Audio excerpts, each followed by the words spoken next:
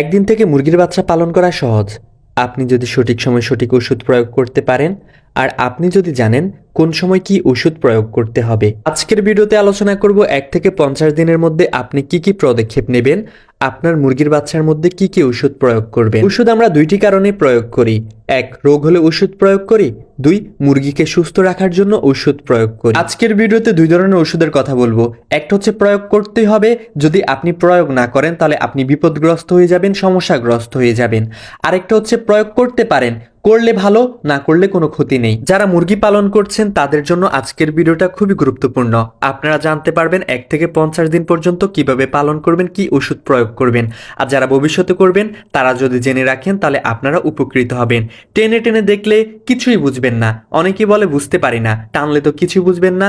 না টেনে সম্পূর্ণ ভিডিওটা দেখুন, ইনশাআল্লাহ হতাশ করব না। আসসালামু আলাইকুম বন্ধুরা, আমি ফাহিম আছি আপনাদের সাথে। নিয়ে এসেছি নতুন আরেকটি ভিডিও।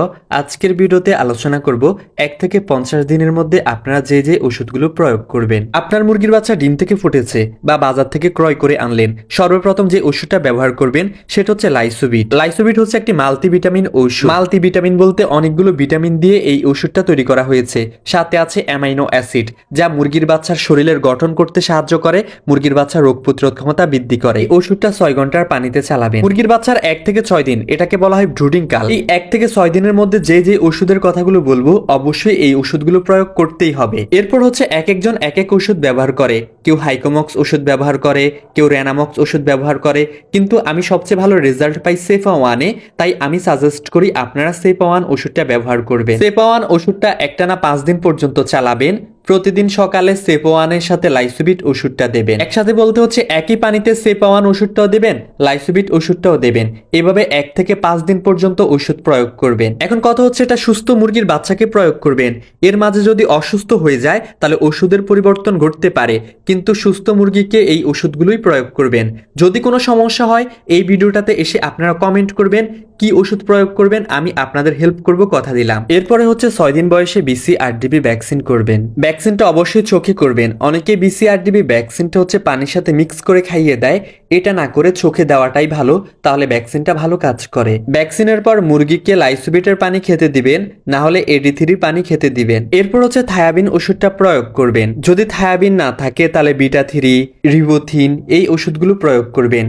3টা ওষুধের কাজ একই, যে কোনো একটা প্রয়োগ করবেন 1 লিটার পানির সাথে 1 গ্রাম। এরপর 10 থেকে 12 দিনের মধ্যে আপনারা গাম্বুরো রোগের ভ্যাকসিনটা করবেন। আমি পূর্ব বলে দিয়েছি ভ্যাকসিনের আগে পরে লাইসোবিট ওষুধটা প্রয়োগ করবেন, না হয় AD3 পানি প্রয়োগ করবেন। যদি আপনারা 11তম দিনে ভ্যাকসিন করেন গাম্বুরো রোগের, তাহলে হচ্ছে 12তম দিনে সম্পূর্ণ সাদা পানি চালাবেন।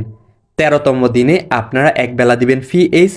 অবশ্যই PH এর সাথে অন্য কোনো ঔষধ দেবেন না, তাহলে তেমন কোনো কাজ করবে না। PHটা সম্পূর্ণ আলাদা পানিতে PH ওষুধটা প্রয়োগ করতে হয়। PHটা এই জন্যই মুরগিকে প্রয়োগ করবেন, মুরগির যেন পানিবাহিত কোনো রোগ না হয়, যেমন ডায়রিয়া, আমাশয়, পায়খানাজনিত অনেক সমস্যা হয়ে থাকে, সেগুলো যেন মুরগির না হয়, এবং কি মুরগির পেটে পাথর বা ইত্যাদি সমস্যা হতে পারে, সেগুলো যেন না হয়। এরপরে চালাবেন একবেলা সাদা পানি, একবেলা 2+। বন্ধুরা PH আর 2+ এখন তো দিচ্ছেন, চাইলে আপনারা আগেও দিতে পারেন। এই যে 10 দিনের আগে মাঝে মধ্যে সাদা পানি আমরা প্রয়োগ করি, তখনও 2+ আপনারা দিতে পারেন, PH দিতে পারেন।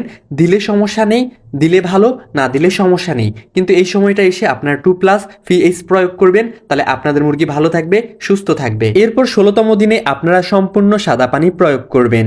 এরপর 17 থেকে 21 দিনের মধ্যে আপনারা গাম্বুরোর 2য় ডোজ প্রয়োগ করবেন। বন্ধুরা ভ্যাকসিনের বিষয়টা একটু ক্লিয়ার করে দেই। আপনার 1 দিন বয়সে কিন্তু মুরগির বাচ্চাকে ম্যারেক্স ভ্যাকসিন দিতে হয়, এটা অনেকেই জানে, অনেকে জানে না। কিন্তু ম্যারেক্স ভ্যাকসিনের অনেক দাম বলে অনেকে ক্রয় করতে চায় না। আর যারা অল্প মুরগি পালন করেন তারা সাধারণত এই ম্যারেক্স ভ্যাকসিনটা করে না, কিন্তু ম্যারেক্স ভ্যাকসিনটা করা ভালো।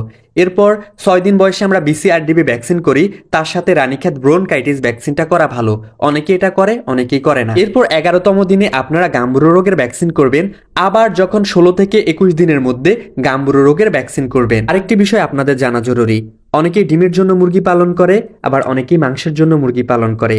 আপনি যদি মাংসের জন্য মুরগি পালন করেন তাহলে আলাদা ভ্যাকসিন পদ্ধতি, আর ডিমের জন্য আপনার অবশ্যই সব ভ্যাকসিন করতেই হবে। সাধারণত যারা মাংসের জন্য মুরগি পালন করে তারা 6 দিন বয়সে হচ্ছে রানীক্ষেত রোগের ভ্যাকসিন করে, তারপর 11 দিনের বয়সে গাম্বুরো, আবার 18 দিন 21 দিনের মধ্যে হচ্ছে গাম্বুরো ভ্যাকসিন করে, আবার হচ্ছে তারা 28 দিন হচ্ছে রানীক্ষেত রোগের ভ্যাকসিন করে, তারপর আর ভ্যাকসিন করে না। কিন্তু আপনি যদি ডিমের জন্য মুরগি পালন করেন তাহলে চেষ্টা করবেন সবগুলো ভ্যাকসিন কমপ্লিট করতে, তাহলে আপনার মুরগির রিস্ক কম থাকবে, আপনি মুরগি পালনে ভালো কিছু পাবেন। বন্ধুরা 17 থেকে 21 দিনের মধ্যে আপনারা গাম্বুরো রোগের দ্বিতীয় ডোজ করবেন।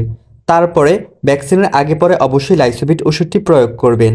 এরপরে আপনারা সাদা পানি প্রয়োগ করবেন 2 থেকে 3 দিন। এরপর জিঙ্ক ওষুধটা 3 দিন প্রয়োগ করবেন। 1 লিটার পানির সাথে আপনি 2 থেকে 3 ml জিঙ্ক দেবেন। অবশ্যই যে কোনো ওষুধ 3 দিনের কোর্স কমপ্লিট করতে হবে কমপক্ষে, মানে সুস্থ অবস্থায় যে ওষুধগুলো প্রয়োগ করবেন। এরপর আপনারা 30 দিন বয়সে নিউক্যালস ডিজিজ ইনফেকশন ব্রোনকাইটিস এই ভ্যাকসিনটা করবেন বুস্টার ডোজ। আবার বলে দিচ্ছি, যারা মাংসের জন্য পালন করে তারা অনেকেই এই ভ্যাকসিনগুলো করে না, কিন্তু ডিমের জন্য পালন করলে অবশ্যই ভ্যাকসিনগুলো করে নেওয়ার চেষ্টা করবেন। এরপরে আপনারা লিভার ওষুধ প্রয়োগ করবেন, কিডনির ওষুধ প্রয়োগ করবেন।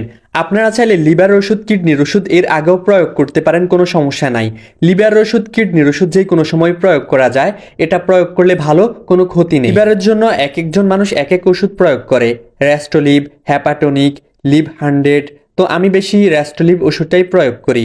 কিডনির জন্য অনেকেই অনেক ওষুধ প্রয়োগ করে, ইউরোনিক, কিডনি টনিক, নেপ্রোকেয়ার, এক একজন এক এক ওষুধ প্রয়োগ করে। তো লিভার ওষুধ কিডনির ওষুধ মাঝে মধ্যে প্রয়োগ করবেন, তাহলে মুরগির কিডনি লিভার ভালো থাকবে, মুরগি অন্য কোনো রোগে আক্রান্ত হবে না। মুরগির কিডনি লিভার নষ্ট হয়ে গেলে অন্যান্য রোগ মুরগির শরীরে বাসা বাঁধে। এরপর 30 থেকে 35 দিন বয়সে আপনার মুরগির ফাউল পক্স ভ্যাকসিনটা করে নেবেন।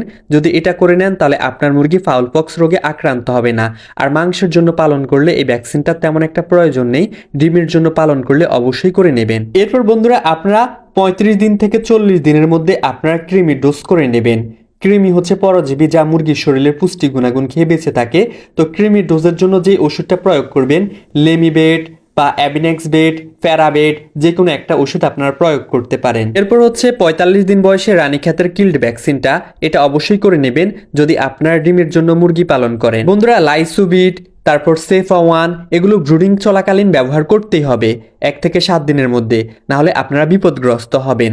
এরপর হচ্ছে ফি-এইচ, তারপর হচ্ছে লিভার ওষুধ, কিডনির ওষুধ, জিঙ্ক, এগুলো হচ্ছে মাঝে মধ্যে মুরগিকে প্রয়োগ করতে পারেন, কোনো সমস্যা নাই। কিন্তু ফি-এইচটা অন্য ওষুধের সাথে দেবেন না, তাহলে ভালো কাজ করবে না।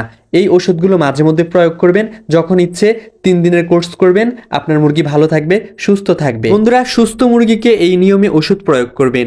এর মধ্যে আপনার মুরগি অনেক রোগে আক্রান্ত হতে পারে, অনেক সমস্যা হতে পারে।